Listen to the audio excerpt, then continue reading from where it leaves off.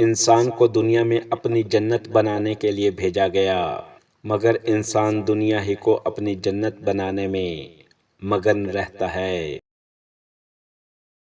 گھر تب تک نہیں ٹوٹتا جب تک فیصلہ بڑوں کے ہاتھ میں ہوتا ہے۔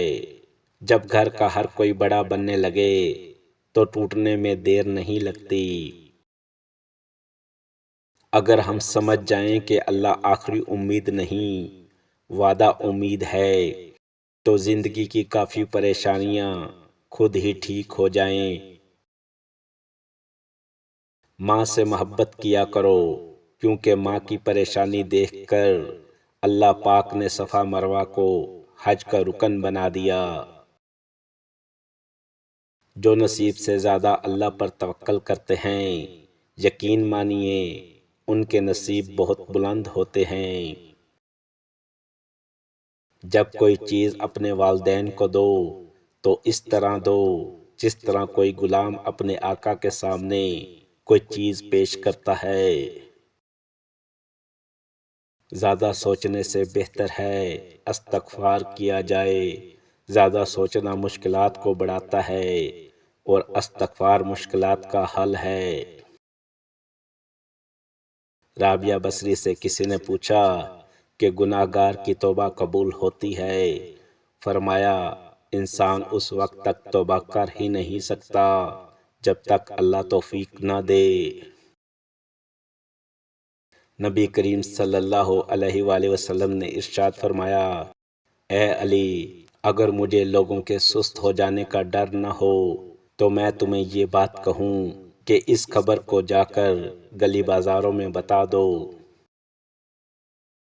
نبی کریم صلی اللہ علیہ وآلہ وسلم نے فرمایا، اے علی، 4 اشخاص کے جنت میں جانے کی گواہی دے دو کہ انہیں جنت میں جانے سے کوئی شے نہیں روک سکتی۔ حضرت علی نے عرض کیا، حضور صلی اللہ علیہ وآلہ وسلم، وہ کون سے 4 شخص ہوں گے جن کی مجھے جنت میں جانے کے لیے گواہی دینی ہوگی؟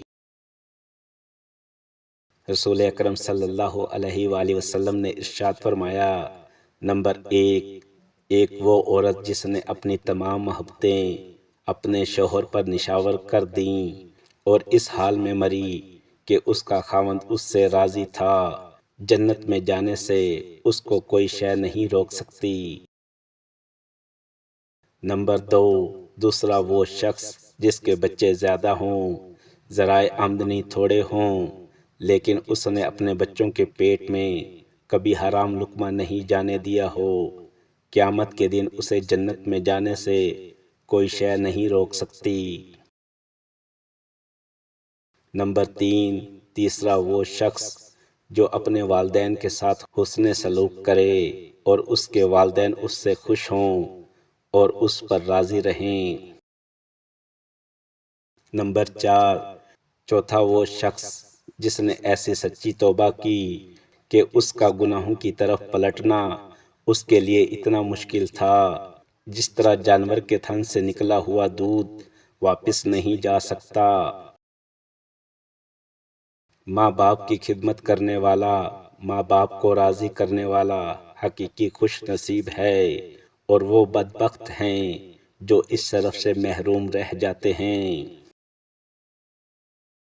اپنے ماں باپ کا ادب و احترام کریں۔ ماں کے پیروں تلے جنت ہے تو باپ اس جنت کی کنجی ہے۔ اپنی دنیا اور آخرت دونوں کو سنوارنا چاہیے۔ ماں باپ کو ناراض نہ کریں اور انہیں ہمیشہ راضی رکھیں۔ اللہ آپ سے اس وقت تک کچھ واپس نہیں لیتا جب تک اس سے بہتر آپ کو عطا نہ کر دے۔ والدین کے چہروں پر محبت سے نظر کرنا بھی اللہ کی خوشنودی کے موجب ہے۔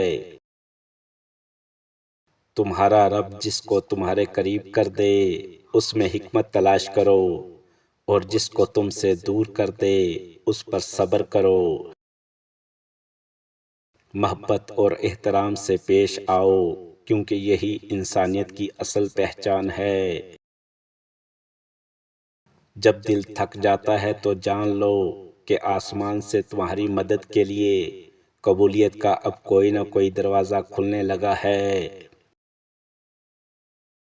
کائنات میں کوئی کسی کا اتنی شدت سے انتظار نہیں کرتا جتنا اللہ اپنے بندوں کی توبہ کا انتظار کرتا ہے۔ یتیم وہ نہیں جو والدین کے سائے سے محروم ہو گیا ہو، یتیم وہ ہے جو اخلاق سے محروم ہوا ہو۔